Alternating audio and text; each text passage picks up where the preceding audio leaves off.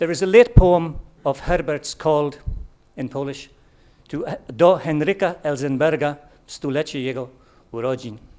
To Henrik Elzenberg on the centenary of his birth. Elzenberg was one of Herbert's great mentors and teachers, exemplars. And I think we could reapply the conclusion to that poem to Herbert's own achievement.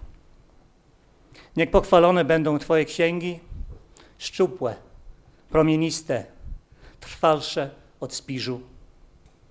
Niech pochwalona będzie Twoja kołyska. Praise be to your books, slim, radiant, more lasting than bronze. Praise be to your cradle. Please welcome Seamus Heaney.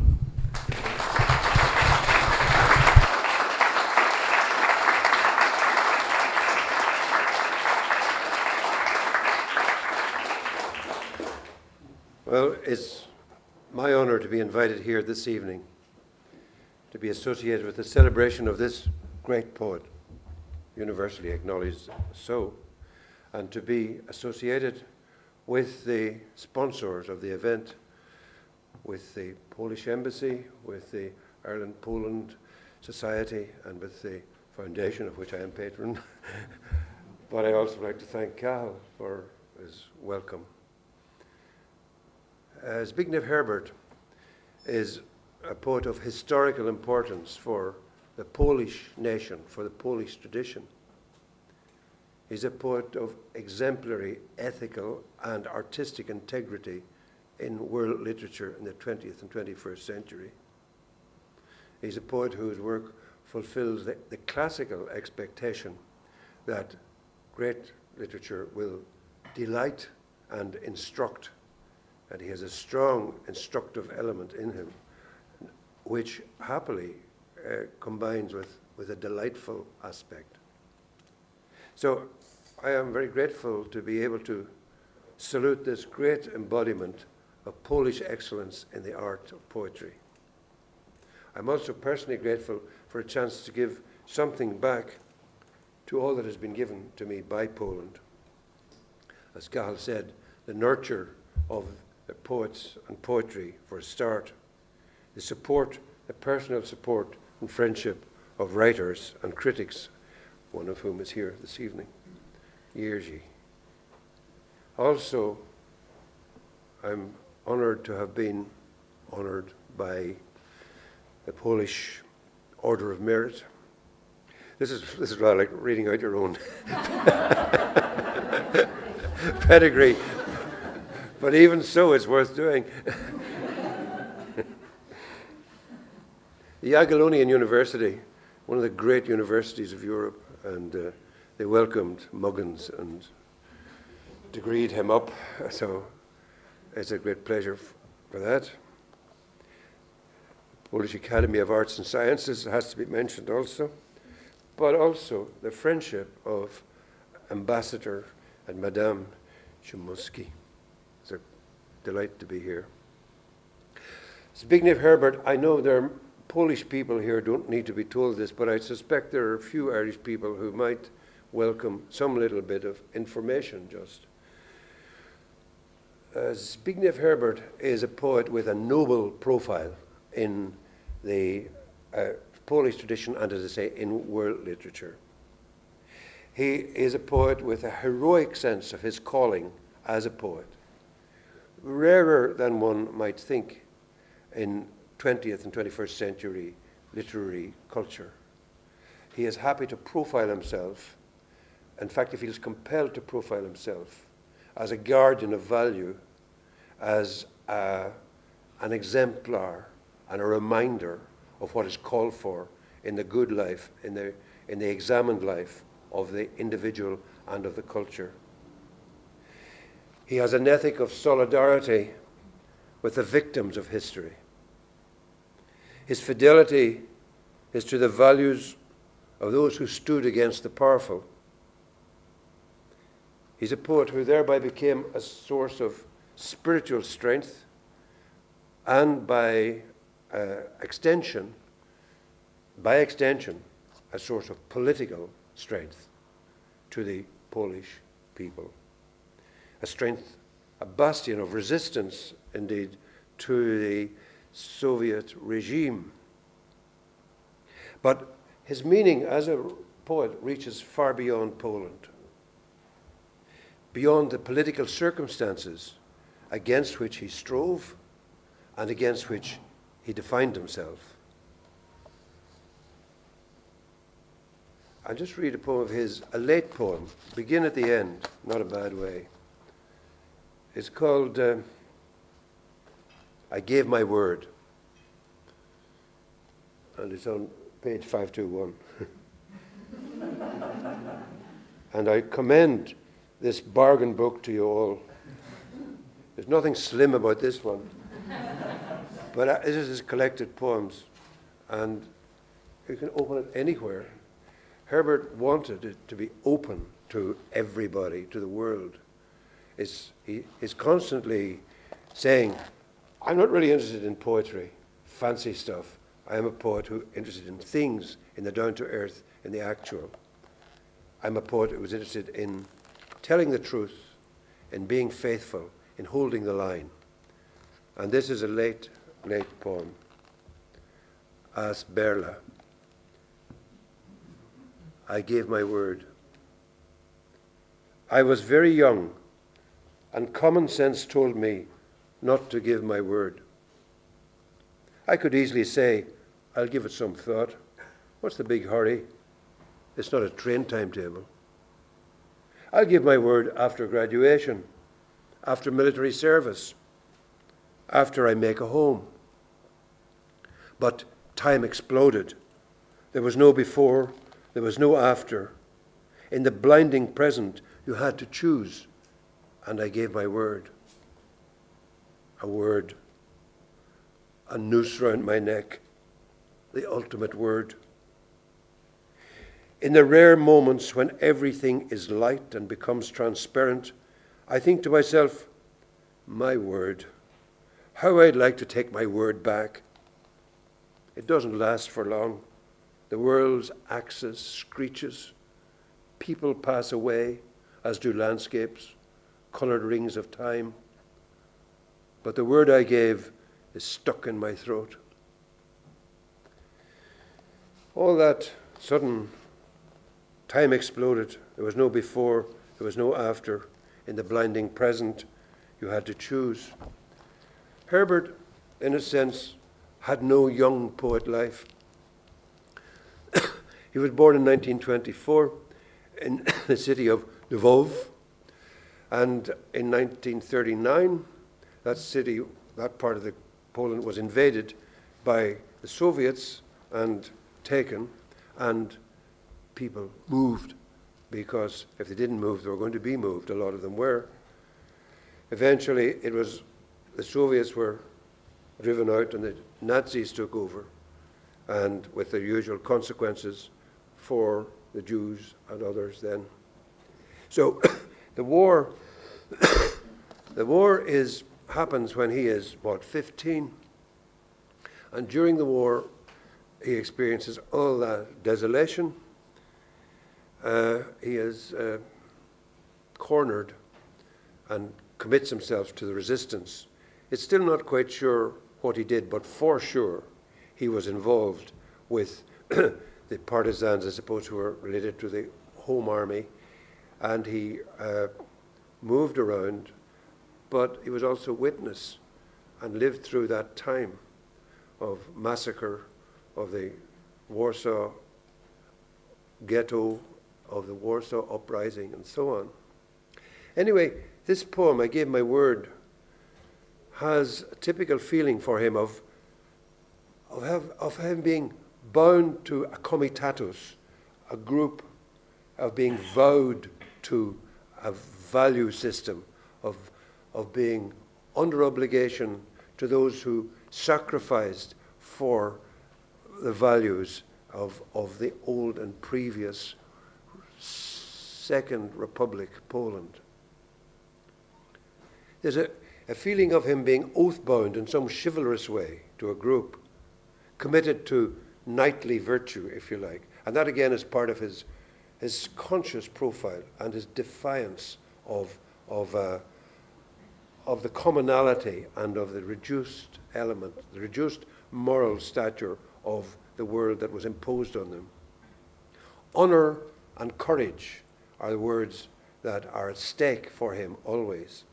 Loyalty, steadfastness, an obligation to hold fast to values distinct from that of the surrounding society.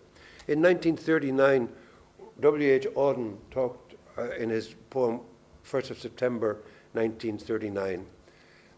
He sits in one of the bars on 42nd Street, 52nd Street in New York, watching the hopes expire, he says.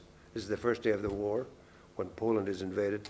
Watching the hopes expire of a low, dishonest decade.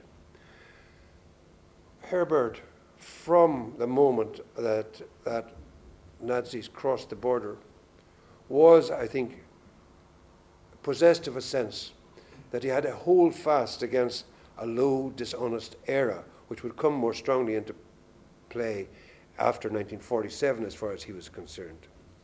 He had a sense of obligation to those who died, to the Home Army, to the people killed in Warsaw, to all who sacrificed.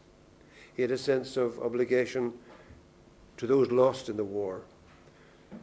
The devastation of his city of Lvov, the devastation of his generation, of his country, marked him for life.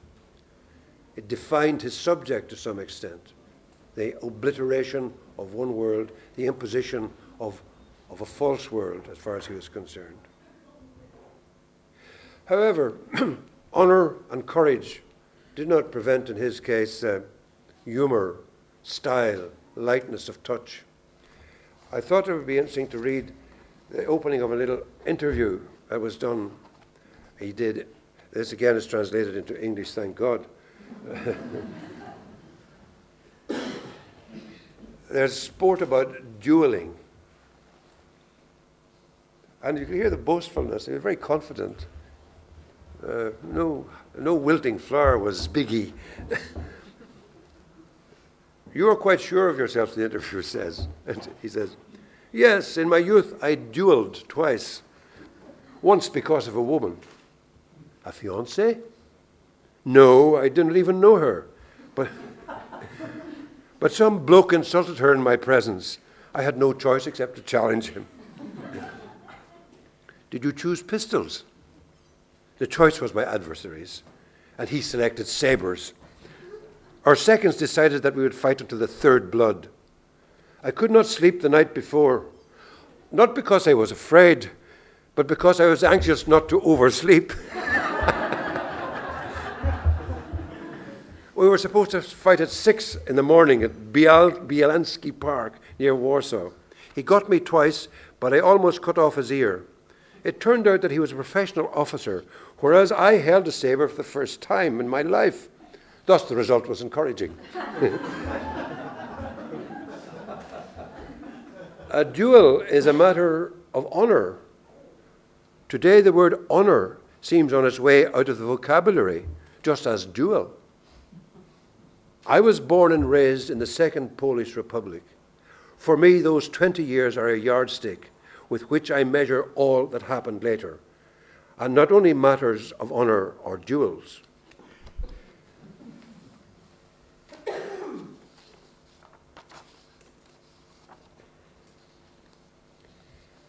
Honor and courage, light touch, matters of life and death, the war. The old poetic question rose urgently, more urgently for him than for most, than for probably anybody in the English-speaking world, because America, England didn't suffer invasion, didn't suffer humiliation, didn't suffer massacre, didn't suffer the Holocaust. Shakespeare's question, though, how with this rage shall beauty hold a plea, was fiercely present to poets in Poland, and the answer was given very, very definitely by Zbigniew Herbert. Jerzy on Tuesday was talking about Herbert and pointing out that in his very first poem, Fires and Roses, the destruction of fire, the destructive element, and the necessity in art for hold the line for beauty, call it roses. This is a permanent agon in Herbert. Roses and suffering. I wanted to focus on Apollo in his work a little bit to begin with, because I want to end up with his sense of Apollo. Apollo, the god of poetry, the god of beauty, the god of perfection, associated in classical times with philosophy, with astronomy, medicine, with control, the enemy of barbarism, of moderation in all things, music, the seven-stringed lyre. The attraction for a young poet, for the poet beginning to embrace his vocation, is immense, and the symbolism of Apollo as the young god of the lyre is powerful. However, Herbert's experience of wartime, of the invasions, of the desolations, gave him reason to very early on to distrust beauty. In a sense, he didn't have a young poetry life. When he began to write in his 20s or 30s, he had been fighting in the resistance. He had seen massacre, destruction, dead bodies. Maybe he had shot himself, who knows. So, like Wilfred Owen in the First World War, like Frederick Henry in Hemingway's A Farewell to Arms, there is a distrust of fancy rhetoric, of words like courage and so on, because he had seen ugly desolation. So one of his poems that is very, very popular, very famous, and very Herbertian, I thought I would read now, just to start us off. You'll see that I spent a good while in a teaching trade, and the lecture... This is meant to be a reading, but I can't stop laying down the law, so we'll get going on the poetry any minute now. To begin with, A Knocker. There are those who grow gardens in their heads. Paths lead from their hair to sunny and white cities. It's easy for them to write. They close their eyes.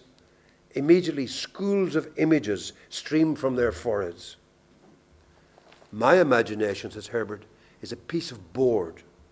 My sole instrument is a wooden stick. I strike the board. It answers me. Yes, yes. No, no. For others, the green bell of a tree, the blue bell of water. I have a knocker from unprotected gardens. I thump the board, and it prompts me with a moralist, dry poem. Yes, yes. No, no. Sorry, Jerzy. Can you do it? Kołatka. Sorry. Są tacy, którzy w głowie mają ogrody, a włosy ich są ścieżkami do miast słonecznych i białych. Łatwo im pisać. Zamykają oczy, a już z czoła spływają ławice obrazu. Moja wyobraźnia to kawałek deski, a za cały instrument mam drewniany patyk. Uderzam w deskę, a ona mi odpowiada tak, tak, nie, nie. Innym zielony dzwon drzewa, niebieski dzwon wody. Ja mam kołatkę od niestrzeżonych ogrodów. Uderzam w deskę, a ona podpowiada suchy poemat moralisty. Tak, tak, nie, nie. For as a matter of interest, I mean, again,